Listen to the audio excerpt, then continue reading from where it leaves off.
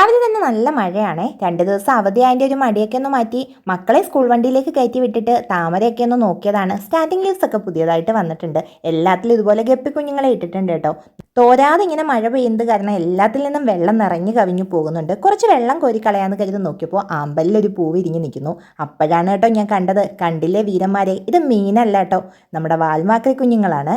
എത്ര എണ്ണ ആണെന്നോ, ഈ ഒരു ടബ് നിറച്ചിരിപ്പുണ്ട്. ആമ്പൽ വെച്ച ടബ് ഞാൻ ഈ മീൻകുളത്തിലേക്ക് എടുത്തു വെച്ചതാണ്. നമ്മുടെ മീൻകുട്ടന്മാരേക്കാൾ അധികമായിട്ട് ഇപ്പോൾ അതിൽ മാക്രി കുഞ്ഞുങ്ങളാണ് കേട്ടോ. മീൻകുഞ്ഞുങ്ങളുടെ തൊട്ട് ഇവരങ്ങനെ നീന്തി രസിച്ചങ്ങ് നടക്കുമൊന്നുമല്ല. ഈ കാണുന്ന ആമ്പലിൻ്റെ എല്ലാ ഇലകളുടെ അടിയിൽ കൂട്ടത്തോടെ വന്ന് പറ്റിപ്പിടിച്ചിരിക്കുക. അതുപോലെ ഈ ടബിൻ്റെ സൈഡിലെല്ലാം പറ്റിച്ചേർന്നിരിക്കുക. ഇങ്ങനെ ഒരു മുക്കിലും മൂലയിലും പാത്ത് പതുങ്ങിയിരിക്കുന്നവരാണ് ഇവർ.